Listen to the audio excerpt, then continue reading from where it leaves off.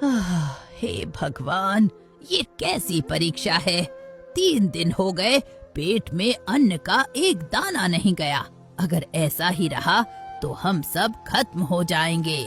दूसरी तरफ कालू कौवे ने अपने पेड़ की खो में चुपके से ढेर सारा अनाज जमा कर रखा था। दोस्तों, ये रहे हमारी आज की वीडियो के प्यारे सब्सक्राइबर्स और फॉलोअर्स के नाम। वर्षा, प्रियंका गौतम, अलका सिंह, लोकेश, अंकिता खरवार। जो नहीं चुने गए, चिंता मत करो, अगली बार तुम भी बन सकते हो जंगल के सुपरस्टार। दोस्तों, अगर आप भी चाहते हैं मैं आपका नाम अपनी कहानी में लूं, तो देर किस बात की, जल्दी से कमेंट करके अपना नाम। ने जमा किए हुए भोजन को देखकर खुश हो रहा था। मैं कितना समझदार हूँ। मैंने पहले ही ये सब जमा कर लिया था। अब पूरा जंगल भूखा मरे, मुझे क्या। मैं तो मजे से खाऊंगा। ये सब मेरा है, सिर्फ मेरा। रानो चिड़िया के हालात बहुत बुरे थे। उसका सबसे छोटा बेटा कुकू भूख से बेहाल था। वो इतना कमजोर हो गया था कि अपनी गर्दन भी नहीं उठा पा रहा था। सब्र करो मेरे लाल, मैं अभी जाती हूँ। आज मैं खाली हाथ नहीं लौटूंगी। रानो ने तपती धूप में पूरा खेत छान मारा। उसने पत्थरों को पलटा, सूखी मिट्टी खोदी, लेकिन उसे अनाज तो दूर, घास का एक तिनका भी नहीं मिला। वो हताश होकर जमीन पर गिर पड़ी। हे धरती माँ, थोड़ा सा तो रहम करो, मेरे बच्चे मर जाएंगे। रानो हिम्मत करके उठी। उसे याद आया कि कबूतर चाचा हमेशा दाना जमा करके रखते हैं। वो लड़खड़ाते हुए उनके पास पहुंची। कबूतर चाचा, आप तो हम सबके बड़े हैं। मेरा कुकू आखिरी सांसें गिन रहा है। क्या आपके पास सिर्फ एक दाना मिलेगा? मैं वादा करती हूँ, बारिश होते ही लौटा दूंगी। बेटी रानो, मेरी तरफ देखो। मैं खुद 3 दिन से पानी पीकर जिंदा हूँ। मेरे पास जो थोड़ा सा बाजरा था, वो परसों ही खत्म हो गया। अगर मेरे पास होता तो क्या मैं तुम्हें खाली हाथ जाने देता? मुझे माफ कर दो बेटी। रानो की उम्मीद की एक और डोर टूट गई।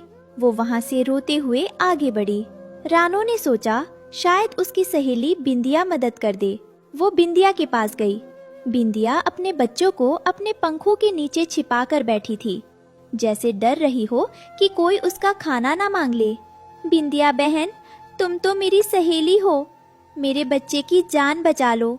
मुझे पता है तुमने कल थोड़े बीज जमा किए थे, सिर्फ 2 बीज दे दो। रानो, ये दोस्ती निभाने का वक्त नहीं है। मेरे पास जो थोड़ा सा है वो मेरे बच्चों के लिए कम पड़ रहा है। अगर मैंने तुम्हें दे दिया तो मेरे बच्चे क्या खाएंगे? तुम जाओ यहाँ से, मैं अपनी ममता का गला नहीं घोट सकती। भूख ने सबको पत्थर बना दिया है बिंदिया। ठीक है, मैं जा रही हूँ।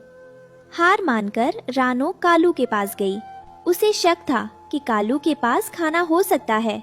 उसने कालू का दरवाजा खटखटाया। कालू भैया, कालू भैया, दरवाजा खोलिए। क्या है रानो, क्यों शोर मचा रही हो? रानो की हालत देखकर भी कालू का दिल नहीं पसीजा। रानो ने हाथ जोड़ लिए। कालू भैया, मेरा छोटा बेटा चिंटू भूख से तड़प रहा है। अगर उसे आज खाना नहीं मिला तो वो नहीं बचेगा। आपके पास अगर 2 दाने भी हों तो दे दीजिए। मैं जीवन भर आपका एहसान मानूंगी। अरे रानो, तुम क्या सोचती हो? मैं कोई राजा हूँ? मेरे पास खुद कुछ नहीं है। मैं तो हवा खाकर जिंदा हूँ। जाओ यहाँ से, मेरे पास कुछ नहीं है। खाली हाथ और टूटे दिल के साथ रानो घर लौटी। कुकू की सांसें अब बहुत धीमी चल रही थी। रानो ने उसे अपनी छाती से लगा लिया। सो जा मेरे लाल, सो जा। कल सुबह मैं तेरे लिए ढेर सारा खाना लाऊंगी। बस आज की रात हिम्मत मत हारना। माँ, कुकू भाई बोल क्यों नहीं रहे? रात को कालू अपने गोदाम में बैठकर मजे से गेहूं खा रहा था। बाहर से किसी के रोने की आवाज आ रही थी, लेकिन कालू ने अपने कान बंद कर लिए। ये रानो भी ना बस रोती रहती है। अगर मैंने उसे खाना दिया तो कल सब मांगने आ जाएंगे। मेरा पेट भरा रहना चाहिए, बाकी दुनिया जाए भार में। अगली सुबह सूरज निकला, लेकिन रानो के घोंसले में अंधेरा था। चिंटू का शरीर ठंडा पड़ चुका था। रानो पत्थर की मूरत बनकर बैठी थी। उसकी आंखों का पानी भी सूख गया था। भाई उठो ना, देखो धूप निकल आई है। माँ, भाई उठ क्यों नहीं रहा? वो अब कभी नहीं उठेगा बेटी, उसकी भूख हमेशा के लिए मिट गई। कालू सुबह बाहर आया। उसने देखा कि रानो के घोंसले के पास दूसरे पक्षी जमा हैं और रो रहे हैं। कालू को माजरा समझ आ गया। उसे एक झटका लगा। बेचारा कोको, सिर्फ 2 दाने अनाज के लिए जान चली गई। अगर किसी ने मदद कर दी होती तो आज वो जिंदा होता। हे भगवान, मैंने ये क्या किया? मेरे पास तो बोरियों अनाज था। मैं सिर्फ 2 दाने नहीं दे सका। मैंने एक बच्चे को मार डाला। कालू पाबलों की तरह अपने घर भागा और ढेर सारा अनाज अपनी चोंच में भरकर रानो के पास आया। उसने अनाज का ढेर कुकू के पास लगा दिया। रानो बहन, ये लो खाना। ये लो गेहूं, चावल, जो चाहिए ले लो। कुकू को उठाओ रानो, उसे खाना खिलाओ। देखो मैं कितना सारा लाया हूँ।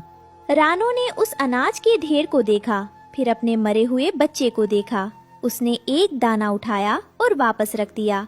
कालू भैया, इस अनाज को वापस ले जाइए। जब पेट में आग थी तब आपके पास दाना नहीं था। अब दाना है लेकिन खाने वाला नहीं है। समय निकल जाने के बाद दी गई मदद नहीं, मजाक होती है। कालू कौवा अनाज के ढेर के पास फूट फूट कर रो रहा था। उसे अपनी जमा की हुई बोरियां अब कचरा लग रही थी। तभी अचानक आसमान में काली घटाएं छाने लगीं और देखते ही देखते जोर की बारिश होने लगी। महीनों से प्यासी धरती अपनी प्यास बुझाने लगी, लेकिन रानो के घोंसले में फैला सन्नाटा बारिश के शोर से भी ज्यादा गहरा था। रानो बहन, ये बारिश, ये कुदरत मुझ पर हंस रही है। जब पानी की एक बूंद की कीमत कुकू की जिंदगी थी, तब आसमान सूखा था। और जब मेरा ज़मीर जागा तो ये बादल भी रो पड़े। मुझे धिक्कारो रानो, मुझे श्राप दो, क्योंकि मेरी तिजोरी भरी थी और तुम्हारा आंगन खाली था।